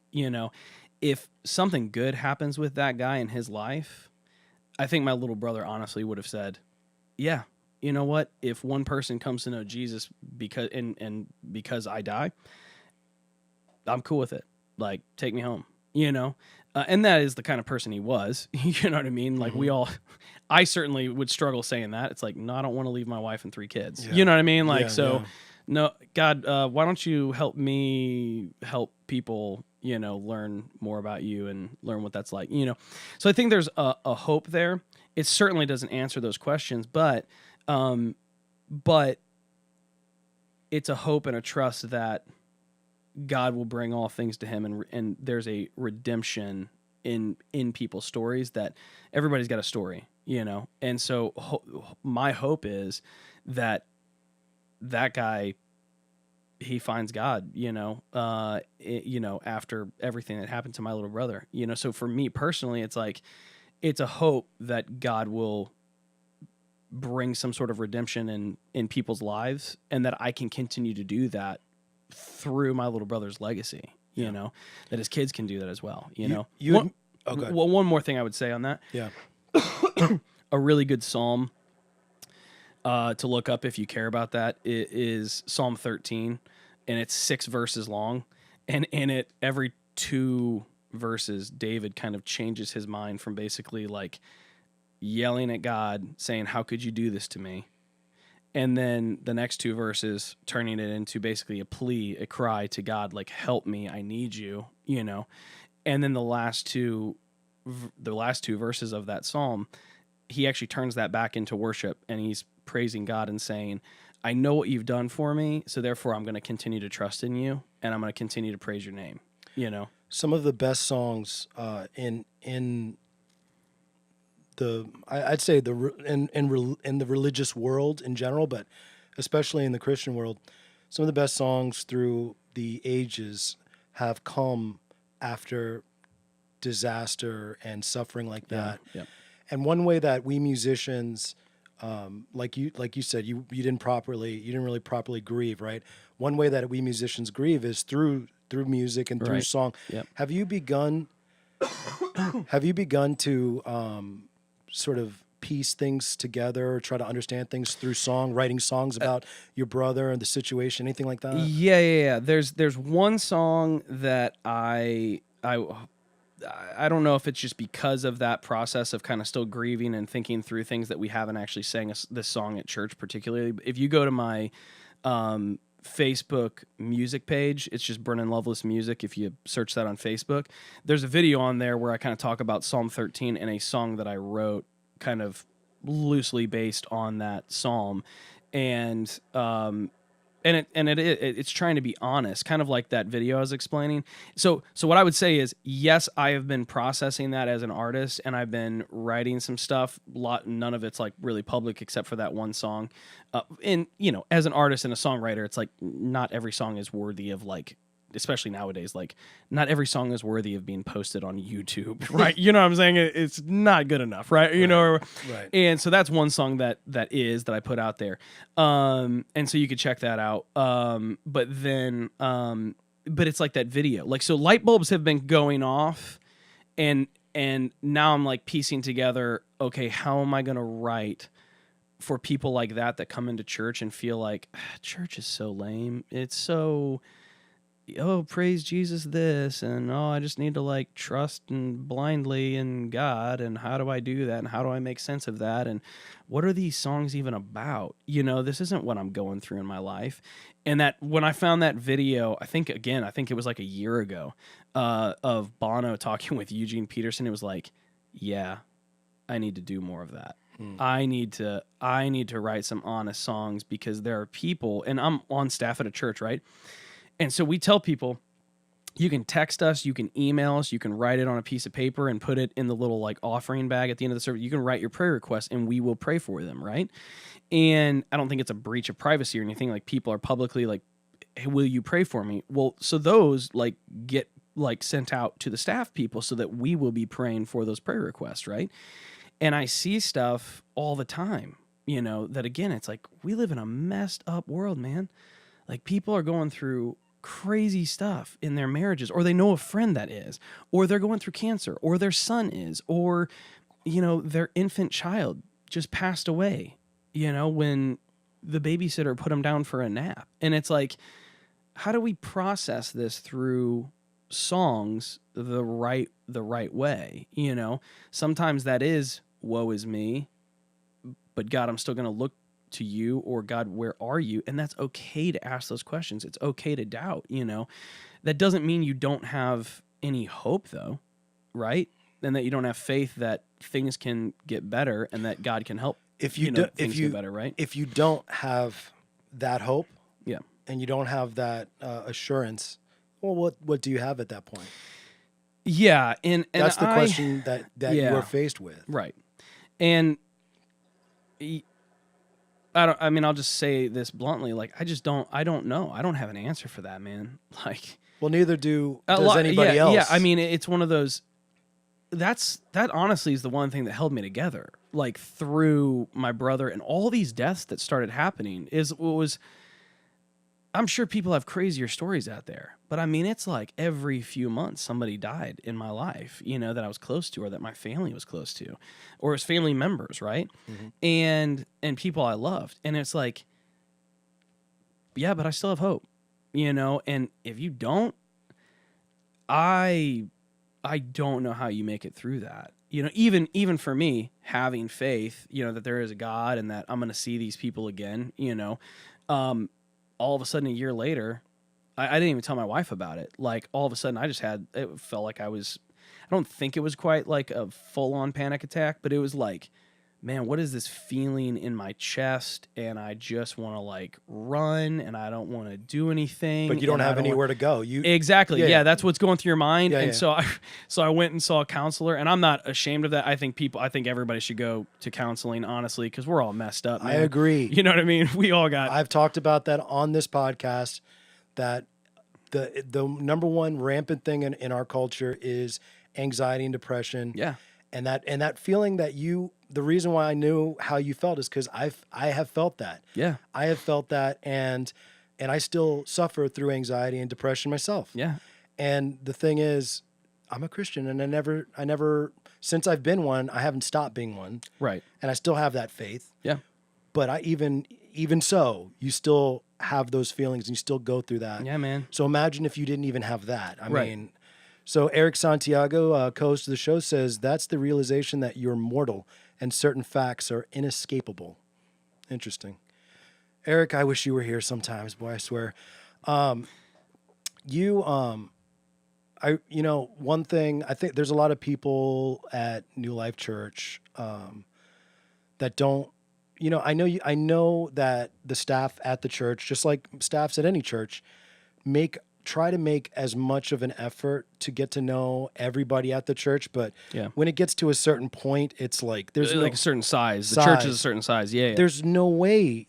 There's not enough time in the day to be able to have the one-on-one relationships that you really want to have with people. But here's the cool thing about you being on the Righteous Anger podcast today, is that now people get to hear your story. They get to sort of have this intimate conversation with you, understand more about where you come from and what you believe, and now they get to know you. You ever watch? You listen to. I know you listen to podcasts and things, and it's weird because if you listen to podcasts enough, what you end up feeling like you know that person, right, and it's really creepy because like maybe for me, my favorite comedian, everybody knows that watches this, they're gonna be like, oh, okay, here we go again.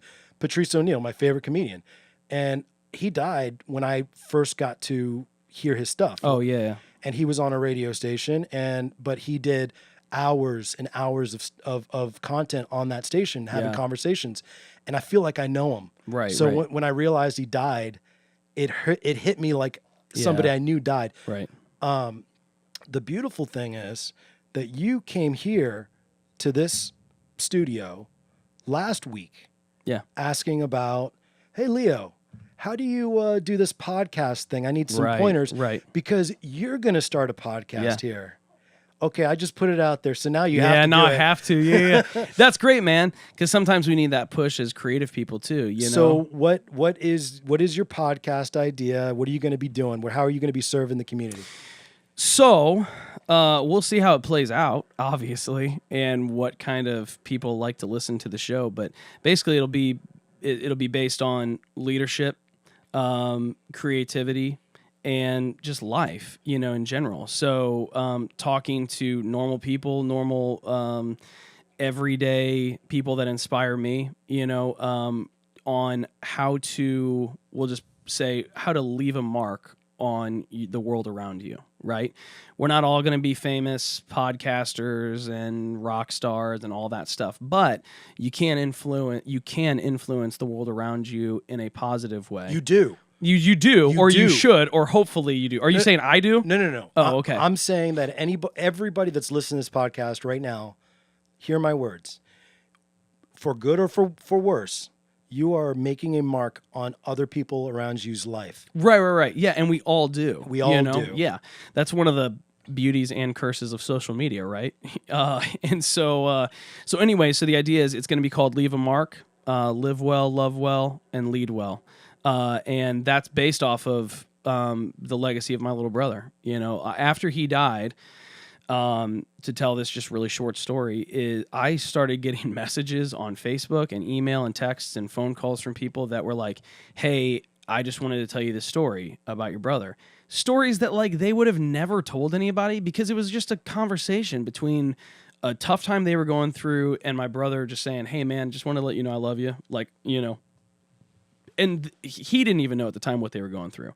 And so they're calling me to say, "Hey man, your brother didn't even know it, but like I was like the worst I'd ever been. I was thinking of X, Y, or Z, not necessarily like suicidal thoughts or anything. And he helped get me through that just with this one phone call or this conversation or whatever, And so after he died, I'm like, how do we all do that, like collectively, right? Because I told you, like, part of the big thing for me was community of people that came around my family that really cared about our well-being and how we were doing after he was killed, right? And so I want to help other people do that through conversations and interviews with people that are living their lives and they're trying to leave their mark on the world. So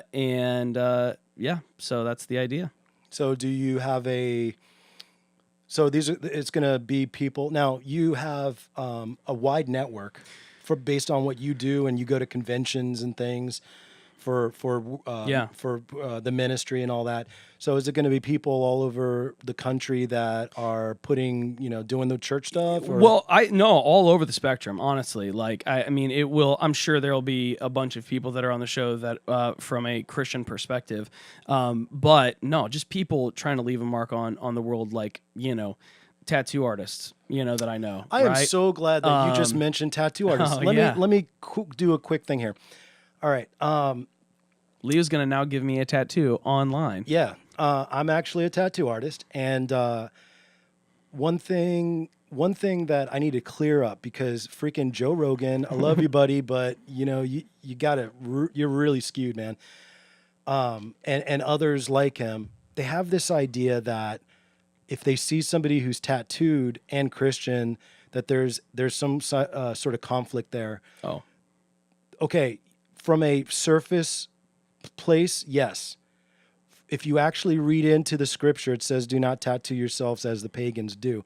Now, me being also having a background in anthropology and archaeology, I know what that means. right. As the pagans do. That's you gotta look at the context of things. When you read the Bible, you don't just read the Bible like a law book. You don't just read it like, oh, it says this, and therefore we don't have to read into the context or the history behind where this came from. We're just gonna, based on our, what we believe now in our paradigm today, we're going to say tattooing is bad because it says that. It's like, that's just one of those examples where, no. There's no conflict there. You just didn't read into the context of what is the reason. Because God doesn't put out law. We don't put out laws willy-nilly. Laws are there. When I was in the Navy, we used to say every rule in the book was written in blood. Meaning, when you see like a rule that says, "Hey, don't lean over this thing," right? It's because someone died or got hurt, right? Because they leaned over that thing. Yeah. Same thing in the Bible. When you see a law in the Bible, it's not a willy-nilly law. It was doing something. There was a reason for it, and people were getting tattooed like the pagans, and they were identifying with the pagans, and then that's just yet another thing to get you away from a true path. Right, You know what I mean? Right. So it was Levitical law, like that. It's in Leviticus, which was the law to the Jewish people, because the pagans were the tattoos they had were of other idols and other gods that they worshipped. So it was like, don't tattoo your body like the pagans with do, other idols. With other idols, right? Kind of makes sense, right? I mean, God, God's not like, hey, just worship whoever you want. Why? Because it's not going to get you to where you need to be as a human being. Okay, Eric Santiago, got to go back to him. Get runes on your guns, brah. Do you even go a Viking? All right, thank you, Eric. Maybe I will get runes, but it'll say something biblical, you son of a... There you go. But so anyway, that's my thing. I just need to clear that up because I'm so sick of people. And then the other one is in rap songs where they go, what is it? Money is the root of all evil. No, you idiot. Yeah. Read the Bible. It says, for the love of money is the root of all evil. For the love, people. For the love. Don't forget that part. The distinction is this. Yeah. Money is not the root of evil. Money is like a brick. You can build a house or you can throw it through a window. Money can either destroy your life or you can use it to help build hospitals and schools and things. Right. Money is not evil, but if you love money more than anything else, that's evil. That's the root of all evil. Get your freaking stuff straight, everybody. Makes me this is the righteous anger part, by the way. There you go. This is why I started the show. Pagan. Okay, here we go. Eric, one more. I got to do it because he is the co-host. Pagans is a catch-all word for people from the forest. That's painting with a pretty broad brush. All right, Eric, we'll get into that later, you and I, and then we can actually do a podcast about it. That'd be great. Yeah, it would Next be. week. Next week we'll talk about what pagans really were, who they were. Okay, so let me go ahead and let you get. I want you to get your plugs out. Sure. What do you got for the people? Oh, let's see. I've got an EP out. You can go to iTunes and you can just search for Brennan Loveless. If you have an Android, it's all over the place. It's on Spotify, iTunes, Google Play. You can go to brennanloveless.net. There's really not much on there because I should do a better job with my actual website. But you can also order a physical copy of the EP if you want.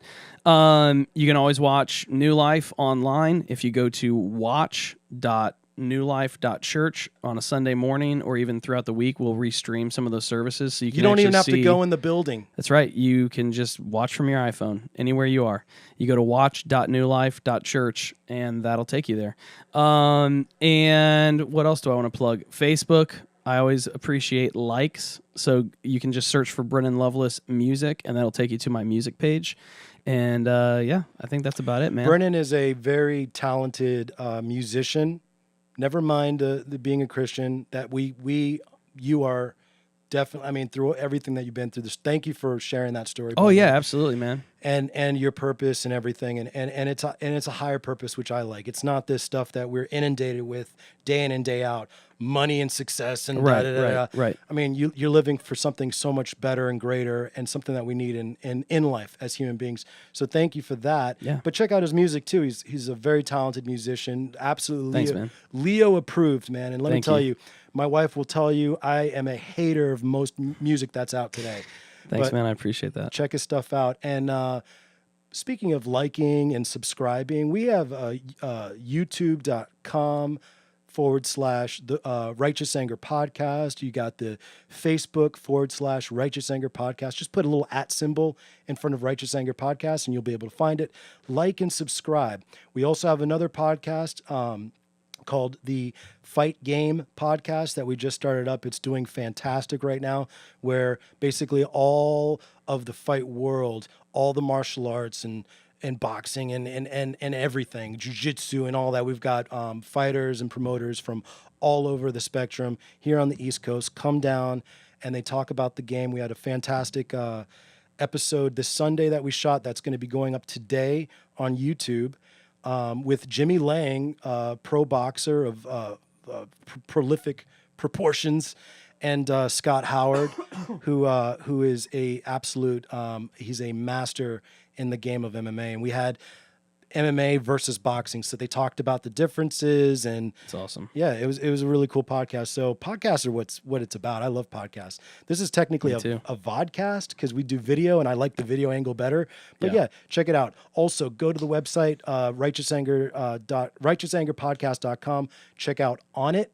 Okay, we've got links. Try out this stuff for 30 days. It's going to help you in different ways. There's Alpha Brain for your brain, memory, and focus. There's a New Mood for your serotonin levels and leveling it off, basically changing your mood for better, especially on those down days. Everybody has an off day. And then if you're the type that works out like my man Brennan here, Yeah. you could use some Shroom Tech Sport. Again, that's 30 minutes before you work out. You take those and you basically go into beast mode for your workout, which is really important when no one likes to slog in their workout. That's the right, worst. man. It is. And finally, epilogshirts.com. Go on there, buy some swag. We got a lot of cool t-shirts. I'm wearing a New Life t-shirt right now because I like Yeah. the design. Big ups to Jate. but I think he designed that. That was Ben Osterhaus that designed that. Sorry, Ben Osterhaus. Yep. Big ups to Ben, extraordinaire in the. Jate designed the other one that we had. Yeah. Well, there you go. Yep. They're doing a collab project, but yeah. So go to epilogueshirts.com. Go check out some cool shirts, and if you have any ideas for shirts, please let me know. And I'd love to send you a free shirt after we create it, and rock that. So, anywho. Thank you so much, Dude, Brennan, thanks for coming for on the having me, show. man. This was a good episode, bro. Thanks, man. I love it. We'll do it again, hopefully. You will? If you're not lying to me right now. You really will? Yeah, sure.